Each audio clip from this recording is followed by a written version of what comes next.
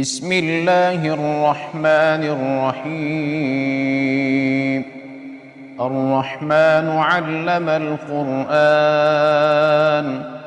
خلق الإنسان علمه البيان. الشمس والقمر بحسبان، والنجم والشجر يسجدان. والسماء رفعها ووضع الميزان، ألا تطغوا في الميزان،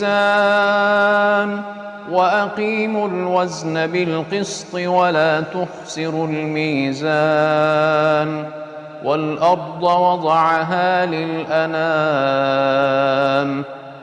فيها فاكهة والنخل ذات الأكمام.